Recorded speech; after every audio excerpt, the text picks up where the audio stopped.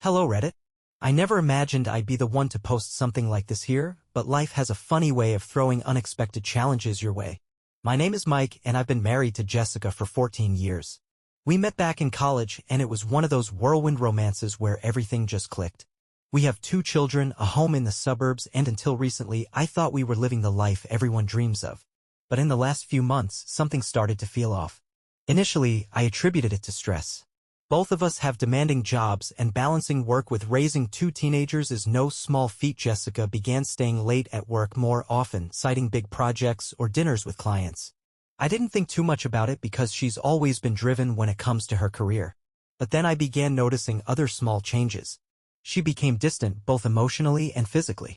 We used to be so close, talking about everything, but now she would snap at me over the smallest things or ignore me altogether. When I tried to bring it up, she'd brush it off, telling me I was overreacting or being paranoid. There were even a couple of times when I caught her in lies about where she was, but each time she had an explanation ready. It frustrated me, but I didn't press the issue because I didn't want to come across as the controlling husband. Looking back now, I can't believe I missed all the signs. But when you're living through it, it's hard to accept that the person you've built your life with might betray you. Little did I know, the truth was far worse than anything I could have imagined. A couple of weeks ago, Jessica told me she was going on a business trip for the weekend. This wasn't unusual, she'd had to travel for work before. But something felt off this time. She was overly sweet leading up to the trip, which was strange given how distant she'd been lately. I wanted to trust her, but something deep down told me that something wasn't right. On the day she was supposed to leave, she packed a small suitcase and kissed me goodbye like everything was normal. But just an hour after she left, I received a call from her office. It was just a routine call to confirm some documents she had left behind. When I mentioned she was out of town, her coworker paused, then told me that Jessica didn't have any business trips planned that week. That was the moment everything clicked. It felt like a ton of bricks hit me. I realized I had been blind, trusting her while ignoring the glaring red flags. I could barely keep myself composed during that call, but I tried to cover it up by pretending I had made a mistake. As soon as I hung up, I felt this cold fury bubbling inside me. I needed answers. I knew it might sound crazy, but I had to know the truth. I used the Find My app on our phones just for emergencies, of course, and saw that she was only across town at some random hotel. My heart was racing as I drove there, a mix of dread and anger building up inside me. I wasn't sure what I'd do once I got there, but I knew I had to see it for myself. When I arrived at the hotel, I waited in the parking lot, trying to calm my nerves. But when I saw Jessica's car parked there, all the frustration and suspicion inside me exploded. I stormed inside and demanded to know her room number, telling the receptionist it was urgent. I don't even know how I managed to keep my voice steady. The receptionist handed over the information without much resistance, and before long, I found myself standing outside her room. I hesitated for just a moment, hoping there was some logical explanation for everything. But when I opened the door, what I saw shattered any remaining hope I had. There was Jessica on top of a man I'd never seen before. I'll never forget the look on her face when she saw me standing there, pure shock and fear. Time seemed to slow down as I stood frozen, staring at the woman I thought I knew while she scrambled to cover herself with the sheets. I couldn't speak, I was paralyzed. I just pulled out my phone and FaceTimed our daughter. I wanted her to see what Jessica had become, to expose her for who she truly was. Jessica started screaming at me to stop, but I didn't care. She had lied to me, to our family, and I wasn't going to let her get away with it. The silence in that room felt suffocating, but it didn't last long. As soon as I ended the call, Jessica went from stunned to furious. She jumped out of bed, still holding the sheets around her, and began shouting at me, accusing me of invading her privacy and overreacting. Can you believe that? She had been caught red-handed, and her first reaction was to blame me. The man she was with, let's call him Chad, tried to sneak out quietly, but I wasn't having any of it. I blocked his path and demanded to know who he was. Chad stammered out some excuse about not knowing she was married, but I could tell he was lying. She screamed at me to stop, but I didn't listen. I wanted our daughter to see what had really been happening. The fear in his eyes was unmistakable. Meanwhile, Jessica was shouting at both of us, insisting it was just a fling and that it meant nothing. She kept trying to downplay what she had done, like it was a minor error that could be easily forgotten. But each excuse she made only fueled my anger further. I couldn't believe she thought I would just forgive and forget everything after all the pain she'd caused me. I turned to Chad and told him to sit down because our conversation wasn't over. He hesitated, but I'm sure the intensity in my gaze made it clear that he wasn't leaving until I said so. Jessica continued to plead with me, claiming it was all her fault, not his, but I wasn't about to let him off the hook just like that. Then, in the middle of all the chaos, something clicked. I remembered a news report from a while back about a man wanted for petty crimes. Fraud, unpaid fines, and the like. His name sounded a lot like Chad's. Without hesitation, I pulled out my phone and dialed the police. Jessica's eyes widened as she realized what I was doing. "Mike, stop. This is crazy. You can't call the cops on him," she yelled, her voice breaking. But I was past listening to her lies. If Chad was really the person I thought he was, then he had more to worry about than just being caught in my bed. The police arrived faster than I anticipated. When they checked his ID, it turned out I had been right. Chad was indeed wanted. The expression on Jessica's face when they put him in handcuffs was priceless. She went from anger to frantic desperation, begging the officers to let him go, claiming it was all a misunderstanding. But it was too late for that. As they dragged Chad out of the room, Jessica turned to me, her eyes pleading. She reached for me, but I stepped back, refusing to let her get any closer. All I could think about was how she had betrayed me, how she had lied, cheated, and then tried to shift the blame onto me. "You've ruined everything, Mike," she hissed through her tears. But all I felt was cold satisfaction. It was her who had destroyed our marriage, and now she was finally facing the consequences of her actions. Once the police took Chad away, I was left alone in that shabby hotel room with Jessica. The silence between us was deafening, and for the first time, the reality of the situation truly sank in. The fury that had been driving me all this time began to fade, leaving only a hollow ache in its place. Jessica was sitting on the bed, still wrapped in that stupid sheet, her makeup streaked from crying. She looked so different from the woman I thought I knew. Broken, pathetic, and yet still defiant. A wave of conflicting emotions washed over me. Part of me wanted to scream at her, to demand answers, to make her understand the hurt she had caused. But another part of me just felt empty. I couldn't comprehend it. How could she do this to us, to me, to our family? We had been together for so long, built a life together. And now everything was falling apart because she couldn't keep her promises. The betrayal cut deeper than I ever imagined it could.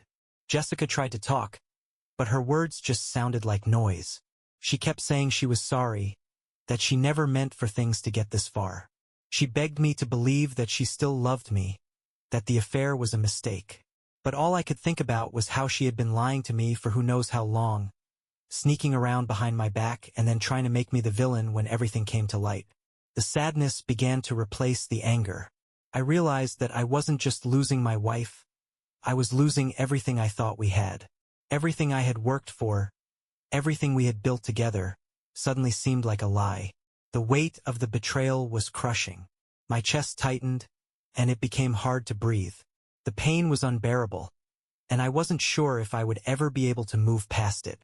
I told Jessica I needed space to think, that I couldn't even bear to look at her at that moment. She tried to stop me, but I pushed her hand away. I couldn't stay in that room any longer.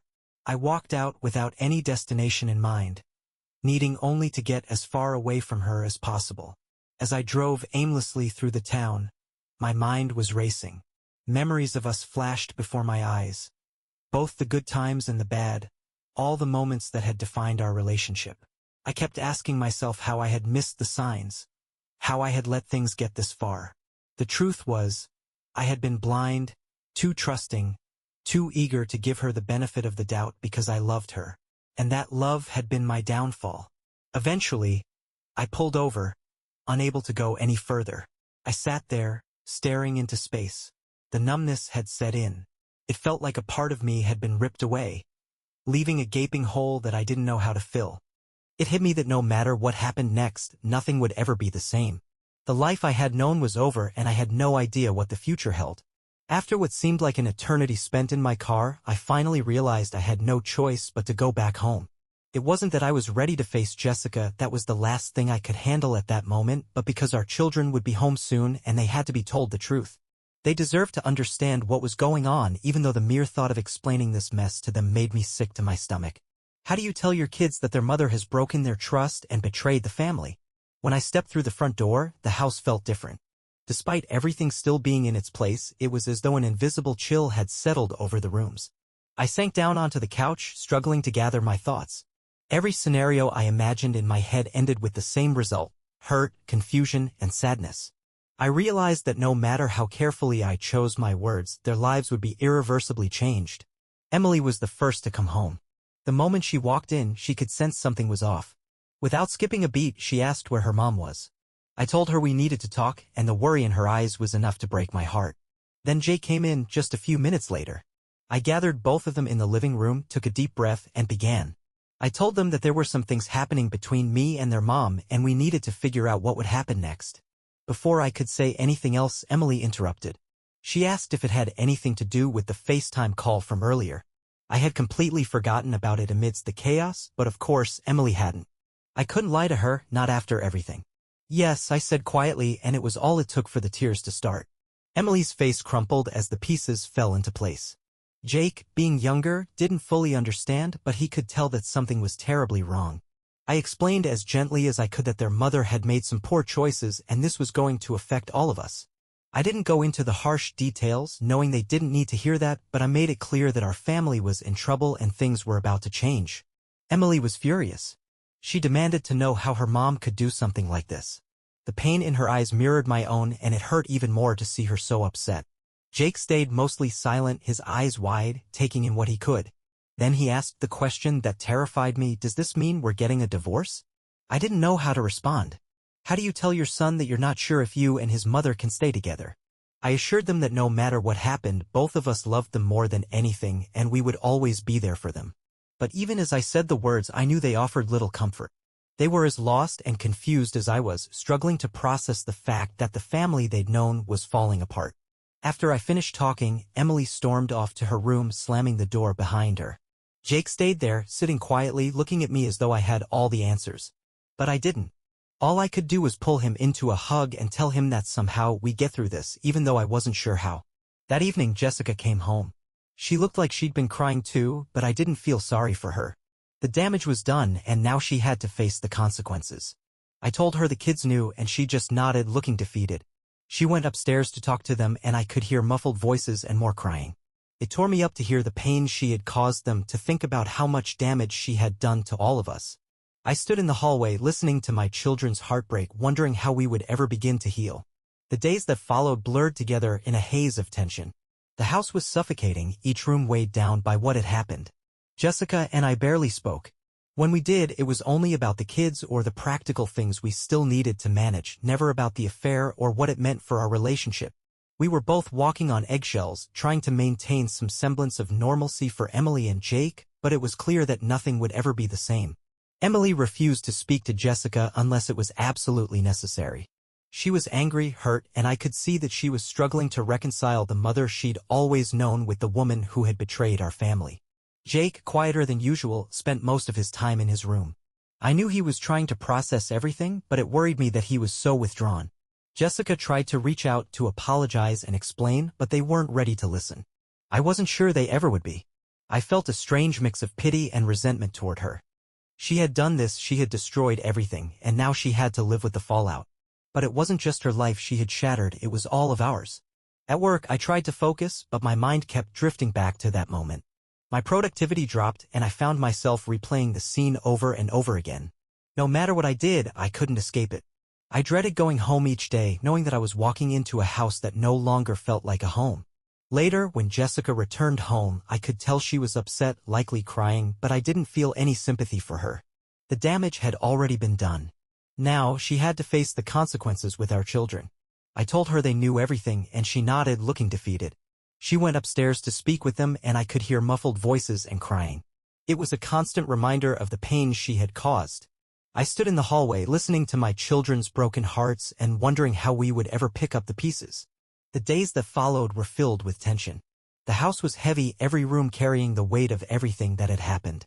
Jessica and I barely exchanged words, and when we did, it was only about the children or logistical matters. There was no mention of the affair or what it meant for us. Both of us were trying to maintain some kind of peace for Emily and Jake, but it was obvious that things could never go back to how they were. Jessica asked if we could discuss our marriage to figure out where we went from here, but I kept avoiding the conversation. I wasn't ready to have it. I had no idea whether I could ever forgive her, much less stay married to her. The thought of living under the same roof with her made my skin crawl, but the idea of completely breaking apart our family was even worse. I felt trapped between two impossible choices. One evening after the kids had gone to bed, Jessica cornered me in the kitchen. She appeared drained, her eyes swollen and red from crying. "Mike, we need to talk," she whispered, her voice barely audible. I nodded, knowing she was right, but dreading the conversation that was about to unfold. We sat down at the kitchen table, the same table where we had shared countless meals, made plans, and envisioned our future together. Now it felt like a battlefield, the space between us filled with all the unspoken words and emotions.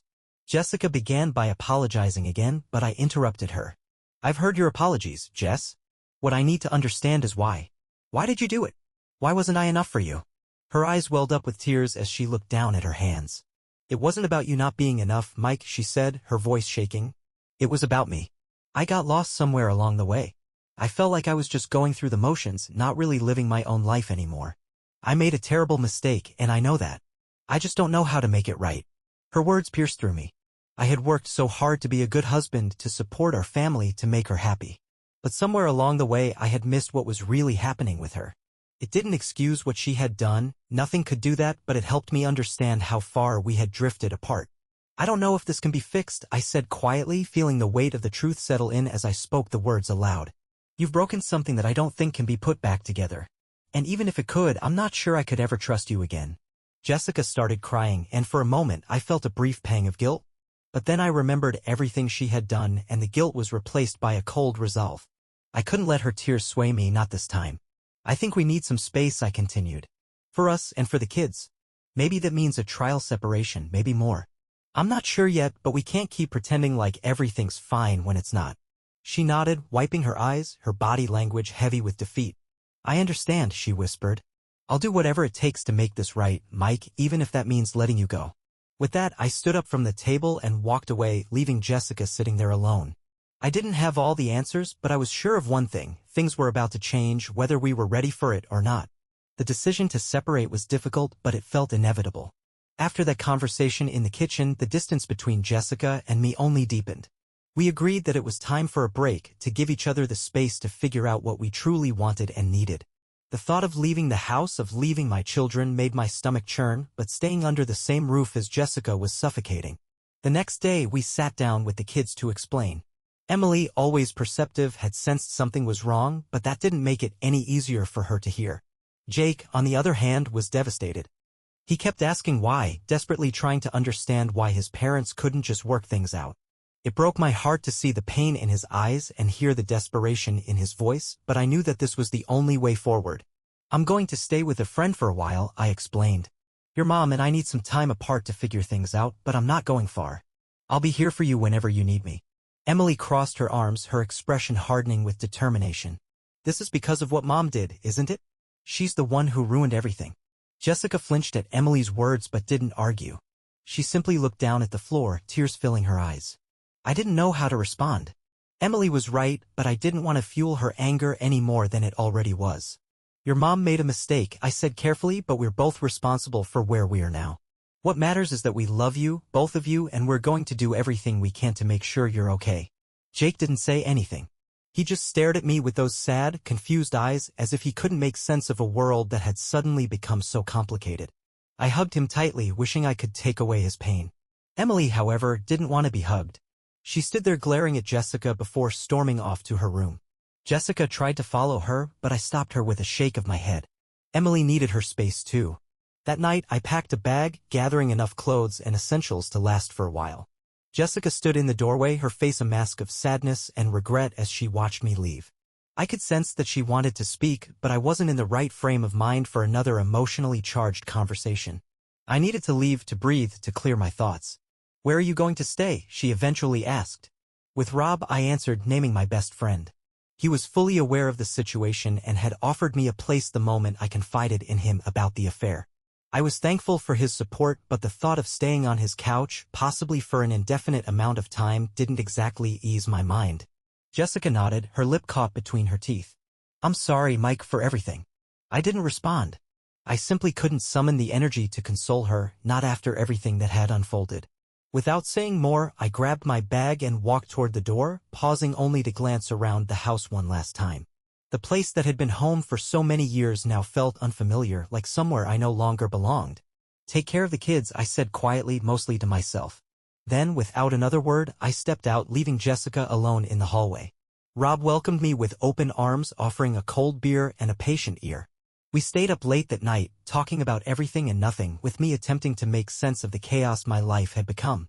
He didn't offer any answers, and I knew he wouldn't.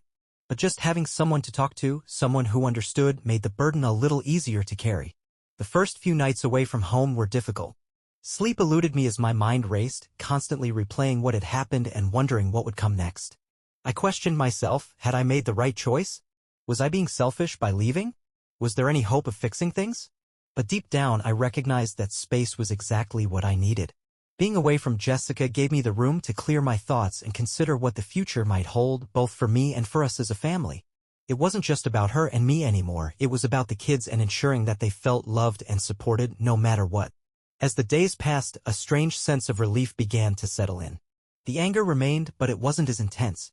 The sadness was still there, but it was beginning to mix with a growing sense of resolve, the determination to move forward, to rebuild my life, regardless of whether Jessica was a part of it. As the days turned into weeks, I slowly began to adjust to life away from home.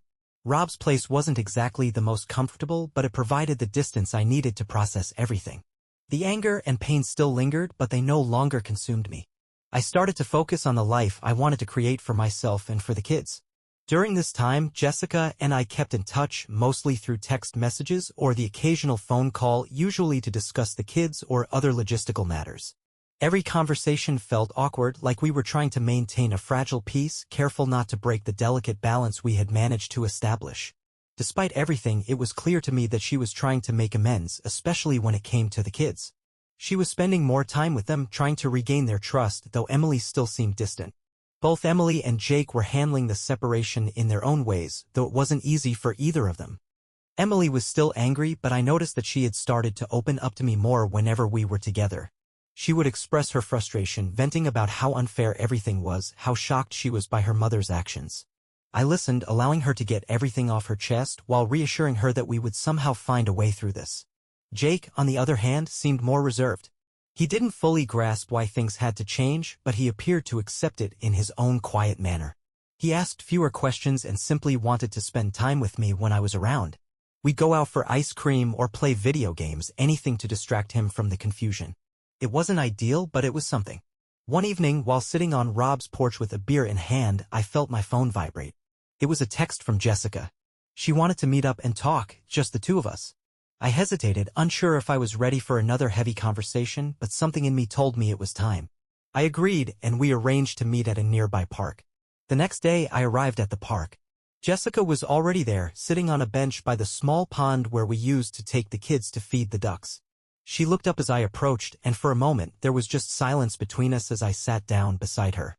"I'm glad you came," she said softly, her voice tinged with sadness. I nodded, unsure of what to say. "I've had a lot of time to think," Jessica continued, her gaze fixed on the water. "About everything, about us, about the kids, about what I've done. I know I can't undo what happened and I don't deserve your forgiveness, but I need to tell you that I am truly sorry, Mike. Not just for the affair, but for everything that led up to it. I have lost my way somewhere along the path, and in doing so, I took you and our family for granted. I can see that now." Her words were heartfelt, and for the first time, I could sense the genuine remorse in her voice. While it didn't erase the pain she had caused, it made me realize that perhaps, just maybe, there was still a chance for us to move forward even if not together. "I appreciate you saying that," I responded after a brief pause. "I've been thinking a lot too, about what I want, what's best for the kids. I've come to realize that I need to focus on them, on being the best father I can be." I took a deep breath before continuing. "I'm not sure if we can ever return to the way things were, Jessica. Too much has happened. But I'm open to working with you to try and build something new for them." Jessica nodded slowly, her eyes glistening with unshed tears. "I understand," she whispered. "I want that too. Whatever it takes to ensure the kids are okay, I'm willing to do it." For a long while, we sat in silence, both of us staring at the ducks drifting lazily across the water, each lost in our own thoughts. There was no sudden revelation, no magical fix that could solve everything, but there was clarity. It became clear that, while the future remained uncertain, both of us were determined to do what was right for our children. As we stood to leave, Jessica hesitated for a moment before reaching out and placing her hand on my arm. "Thank you, Mike, for giving me the chance to talk, to try and make things right, even if it's just for the kids." I nodded, feeling a small shift within me as the anger I had been holding on to started to loosen its grip. "We'll figure this out, Jess, one step at a time." For the first time in what seemed like forever, I truly meant it. After the conversation at the park, something between Jessica and me changed. It wasn't a full reconciliation, far from it, but there was a new understanding, a fragile truce. We both knew that, no matter what happened next, we needed to work together for Emily and Jake. That was now our main priority. A few days later, I moved back into the house, not as Jessica's husband, but as a co-parent. Returning to a place that had once felt like home was strange, and now it felt like neutral ground. We agreed to keep things civil, to focus on the children, and to avoid dragging them into our personal issues. It wasn't easy, but it was necessary. The first few weeks were uncomfortable, filled with awkward moments as we divided responsibilities, doing our best to give the kids stability.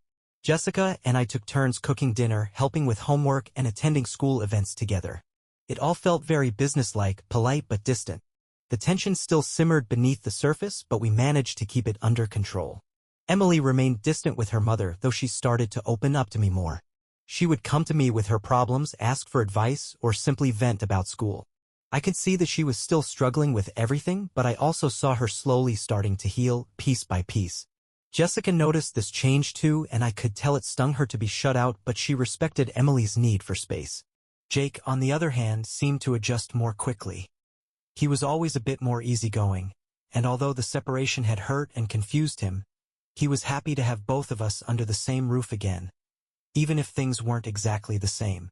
He often suggested family activities, movie nights, board games, anything to bring us together. We did our best to accommodate him, knowing how important it was to maintain some normalcy for him. One evening, after the kids had gone to bed, Jessica came to me in the living room. She looked nervous, unsure of how to start the conversation. After a few moments of silence, she finally spoke. "Mike, I've been thinking a lot about what we talked about at the park, about focusing on the kids and moving forward. I know I can't ask for your forgiveness, but I need to know.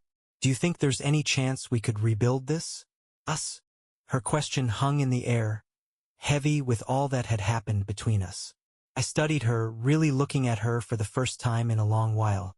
I saw the woman I had once loved deeply, the mother of my children. But I also saw the betrayal, the lies, and the pain she had caused. It was hard to process, and I didn't have an easy answer. "I don't know, Jess," I said honestly. "Part of me wants to try, for the kids, for the years we spent together. But another part of me is still so angry, so hurt. I'm not sure I can ever trust you again. And without trust, I don't know if we can have a real marriage." She nodded, tears filling her eyes. "I understand," she replied softly. "I just wanted to ask because I still love you, Mike. I know I messed up in ways I can't undo, but I still care about you. I'm willing to do whatever it takes to make this work. But if you can't, I'll respect that. I just needed to know where we stand." I appreciated her honesty, but it didn't make my decision any easier. The truth was, I wasn't sure what I wanted anymore. The thought of mending our marriage felt overwhelming, almost impossible, but the idea of completely letting go was just as frightening. We had shared so much, so many memories, both joyful and painful, and imagining a future without her in some form seemed unimaginable. I finally spoke up. "I think we need more time. Time to truly understand what we want and what's best for us and the kids." I suggested, "Perhaps we can start by being effective co-parents, no pressure, no expectations, and just take things one day at a time." Jessica seemed to find some relief, though there was still sadness lingering in her eyes. "I can do that," she replied softly. "One day at a time." And that's where we left it. No grand declarations or promises of a fresh start, just a mutual agreement that we both needed time and space to heal. The future was uncertain, but for the first time in a long while, I felt like we were aligned, at least on what mattered most, our children. It wasn't the resolution I had envisioned, but it was a beginning, and sometimes that's all you can ask for. As the months went by, life began to fall into a new rhythm. It wasn't perfect, far from it, but it was something we could manage. Jessica and I stuck to our decision of taking things day by day, focusing on being good co-parents and creating a stable environment for Emily and Jake. The tension that once filled our home gradually lessened, replaced by a tentative, fragile sense of normalcy. The kids started to adapt as well. Emily began to slowly lower her guard around Jessica, although the hurt hadn't disappeared completely. There were a few heartfelt conversations between them where Jessica tried to explain her actions and express her remorse. It wasn't a quick fix, but it was progress toward rebuilding their relationship. Jake, ever the optimist, seemed content with just having both of his parents around, even if things were different. As for me, I focused on rediscovering myself. During our separation, I realized just how much of myself I had lost over the years, first in the routine of marriage and later in the chaos of the affair. I began doing things I enjoyed, things I had neglected for far too long. I reconnected with old friends, picked up hobbies I had put aside, and even started attending therapy, something I had never considered before. Therapy helped me process the anger, pain, and confusion I had been carrying, and it gave me the tools to move forward, whatever that might look like. Jessica was doing her own work too. She sought therapy as well and made a genuine effort to understand why she had made the choices she did. She shared her learnings with me, not in an attempt to win me back, but because she wanted to be honest about her personal journey. While it wasn't always easy to hear, I respected her for her openness. Eventually, the day arrived when we had to make a decision about our marriage. We had been living in limbo for long enough, and it was time to face whatever the future held. One evening after the kids were in bed, Jessica and I sat down to have the conversation we had been avoiding. "Mike," she began, her voice steady, though it was clear she was emotionally charged.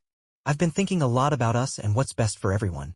I know we've come a long way since everything happened, and I'm grateful for how we've managed to co-parent and keep things stable for Emily and Jake. But I think we both know our marriage isn't the same anymore. I don't want to force something that might not be there anymore." I nodded, a mix of relief and sadness washing over me. "I've been thinking the same thing, Jess. We've done our best, and I'm proud of how we've handled things for the kids. But I don't think we can go back to how things were, and I'm not sure we should even try. I think it's time we both moved on." The words hung in the air, heavy with finality, but there was also a sense of closure. We had both done a lot of growing, a lot of soul-searching, and had arrived at the same conclusion. Our marriage was over, but that didn't mean we had failed. It simply meant we were ready to begin new chapters in our lives. We agreed to file for divorce amicably, focusing on what was best for the children. There was no need for bitterness or lengthy legal battles. We wanted to keep things as simple and painless as possible for everyone's sake. When it came time to tell Emily and Jake, it was one of the hardest conversations I'd ever had. Emily took the news better than I expected, perhaps she had already sensed it. But Jake was devastated. We reassured them that we both loved them deeply, that nothing about that would change, and that we would always be there for them. It was hard for them to accept, but we promised to make the transition as smooth as we could. In the months that followed, Jessica and I finalized the divorce, and I moved into a nearby place so I could stay close to the kids. We settled into a co-parenting routine that, while imperfect, worked for us. In the months that followed, Jessica and I completed the divorce proceedings, and I moved into a nearby home so I could continue being close to the kids. We established a co-parenting routine that, although not without challenges, proved to be effective for us. The children spent time with both of us, and we made a conscious effort to maintain open and honest communication. As I adjusted to my new life, I came to understand that although the end of my marriage was a painful chapter, it was far from the end of everything. In fact, it marked the start of something new, an opportunity to reshape who I was, to strengthen my bond with my children, and to eventually allow myself the chance to experience love again. It wouldn't be simple, but I felt more empowered, more confident in myself than I had in years. Jessica and I stayed civil, even sharing moments of friendliness. We weren't the type of bitter exes you often see in films. We were simply two individuals who had loved, experienced loss, and grown through it all. Although there were still scars and moments of sorrow, there was a quiet peace in knowing we had made the best decisions for ourselves and our family. If there's one thing I've taken away from this whole experience, it's that life is unpredictable. It can strike you down when you least expect it, but it also has a way of giving you the strength to rise again, to begin anew, and to find happiness in ways you never envisioned. And if I could offer one piece of advice to anyone going through something similar, it would be this: don't shy away from facing the truth, no matter how painful it may be. Often, the toughest truths are the very ones that will ultimately set you free.